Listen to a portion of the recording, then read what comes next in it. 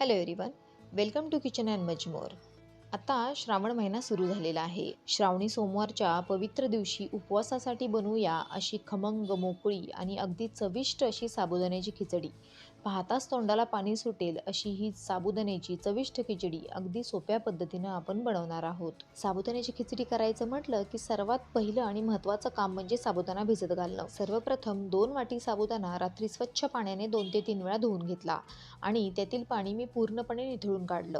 त्यानंतर साबुदाणा ज्या प्रमाणात आहे त्याच्या साधारण अर्धा इंच वरती पाणी घालून तो साबुदाणा मी रात्रभर भिजत ठेवला. इथे मी 1 वाटी इतका बटाट्याचा खीस घेतलेला आहे. यासाठी बटाटे सोलून स्वच्छ धुवून घेतले आणि खिसून घेतले. खीस काळा पडू नये म्हणून लगेचच पाण्यामध्ये घालून ठेवलेला आहे. वापरण्यापूर्वी यातील पाणी आपण पूर्णपणे निथळून घेणार आहोत. तुम्हाला जर बटाट्याच्या फोडी आवडत असतील तर तुम्ही बटाटा छोटे छोटे तुकडे करून देखील घालू शकता. इथे साधारण पाऊण वाटी इतका शेंगदाण्याचा जाडसर असा कूट करून घेतलेला आहे. यासाठी शेंगदाणे अगोदर छान करपूस भाजून घेतले, त्याची सालं काढून त्याचा जाडसर असा कूट करून घेतला. कूट अगदी बारीक न करता जाडसरच ठेवलेला आहे, त्यामुळे खिचडीला छान चव येते. 4 तिखट असलेल्या हिरव्या मिरच्या मिक्सरवर बारीक करून घेतलेल्या आहेत.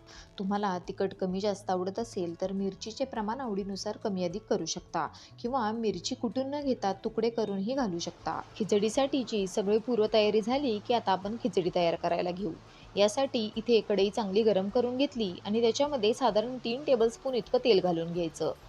तुम्हाला आवडत असेल तर तुम्ही तूप देखील घालू शकता. इथे तेल देखील चांगलं गरम झालेलं आहे. आता यामध्ये पाण्यात घालून ठेवलेला किसलेला बटाटा चांगला नितळून घालायचा आहे. बटाट्यामध्ये पाणी राहणार नाही याची काळजी घ्यायची आहे. बटाटा चांगला पिळून घालायचा, त्यातलं सगळं पाणी नितळून घेऊन मगच तो कढईमध्ये घालायचा आहे. आता बटाटा मंद आचेवर छान परतून घ्यायचा आहे. असं केल्यामुळे बटाटा खिचडीमध्ये छान सुटसुटीत असा राहतो आणि सगळ्या खिचडीमध्ये व्यवस्थित मिसळला देखील जातो. खिचडीमध्ये सगळीकडे व्यवस्थित मिसळल्यामुळे प्रत्येक घासाला बटाट्याची छान आणि खमंग अशी चव येते. साधारणपणे 1-2 मिनिट हा बटाटा आपल्याला गॅसच्या मंद आचेवर चांगला परतून घ्यायचा आहे. बटाटा छान परतून झालेला आहे. आता याच्यावर झाकण ठेवून साधारण 1 ते 2 मिनिटाची वाफ देऊन घ्यायची, म्हणजे बटाटा छान मऊ देखील होईल. यामध्ये आता बारीक करून घेतलेली हिरवी मिरची घालायची. हिरव्या मिरचीचं प्रमाण तुम्ही तुमच्या आवडीप्रमाणे कमी अधिक करू शकता. आता ही हिरवी मिरची यामध्ये चांगली परतून घ्यायची आहे. खिचडीमध्ये तुम्हाला हिरवी मिरची आवडत नसेल तर तुम्ही उपवासाचा लाल तिखट देखील याच्यामध्ये घालू शकता. खिचडी बनवताना सगळ्यात महत्त्वाचं म्हणजे हिरवी मिरची ही डायरेक्ट तेलामध्ये कधीच घालायची नाही, त्यामुळे त्याचा ठसका देखील उडू शकतो. बटाटा परतल्यानंतर त्याच्यामध्ये हिरवी मिरची घालायची आणि ती चांगली परतून घ्यायची. बटाटा आणि हिरवी मिरची चांगली परतून झाली. आता याच्यामध्ये भिजवून घेतलेला साबुदाणा घालून घ्यायचा आहे आणि हा साबुदाणा बटाटा आणि हिरवी मिरची सोबत मंद आचेवर चांगला मिक्स करून घ्यायचा. साबुदाण्याची खिचडी छान मोकळी सुटसुटीत होण्यासाठी साबुदाणा साधारण 8 ते 9 तास व्यवस्थित भिजलेला असलाच पाहिजे. जर एवढा वेळ तुमच्याकडे नसेल तर साबुदाणा कोमट पाण्यामध्ये भिजत घालायचा, म्हणजे तो लवकर भिजला जातो. साबुदाणा घातल्यानंतर 1-2 मिनिट मंद आचेवर हा साबुदाणा आपल्याला परतून घ्यायचा आहे. असं केल्याने साबुदाण्याची खिचडी चिकट होणार नाही, ती चांगली मोकळी सुटसुटीत अशी तयार होते. यामध्ये आता शेंगदाण्याचा कूट घालायचा. शेंगदाण्याचा कूट अगदी बारीक न करता थोडा जाडसरच करायचा, यामुळे खिचडीला छान चव येते. इथे मी पाऊण वाटी इतका शेंगदाण्याचा कूट करून घेतलेला आहे. शेंगदाण्याचा कूट ना कमी असावा ना खूप जास्त असावा. योग्य प्रमाणात शेंगदाण्याचा कूट घातला की खिचडीला चव एकदम छान लागते. आता यामध्ये चवीनुसार मीठ घालून घ्यायचं आहे.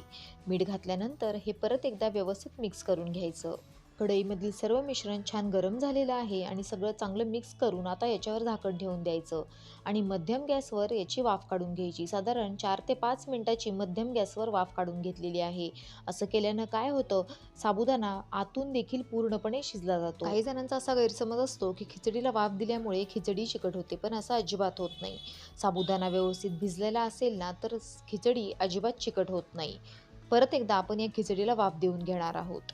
बारीक गॅसवर आता साधारण 2 मिनिटाची वाफ देऊन घ्यायची आहे. परत एकदा वाफ द्यायचं कारण म्हणजे जर कुठला साबुदाणा शिजला नसेल तर तो व्यवस्थित शिजला जावा, याकरता आपण याला 2 मिनिटाची वाफ देऊन घेणार आहे. वाफ दिल्यानंतर झाकण काढून आता परत एकदा हलक्या हाताने आपल्याला ही खिचडी परतून घ्यायची आहे. पहा, आपली साबुदाणा खिचडी एकदम मस्त तयार झालेली आहे.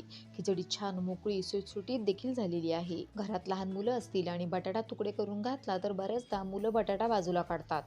सगळा बटाटा खाल्ला जावा आणि खिचडीची चवही छान लागावी, याकरता अशा प्रकारे तुम्ही बटाट्याचा किस करून खिचडी बनवून पहा. या श्रावणात तुम्हीही अशा पद्धतीने मस्त मोकळी आणि चविष्ट अशी साबुदाण्याची खिचडी नक्की बनवून पहा आणि तुमचा अभिप्राय मला कमेंट बॉक्समध्ये नक्की कळवा. व्हिडिओ आवडला असेल तर प्लीज एक लाईक करा. तुमच्या मित्रमैत्रिणींसोबत, नातेवाईकांसोबत जास्तीत जास्त शेअर करा आणि माझ्या किचन अँड मच मोर या चॅनलला सबस्क्राईब करा. चला तर मग भेटू अशाच नवनवीन पारंपरिक आणि प्रमाणबद्ध रेसिपींसोबत. धन्यवाद.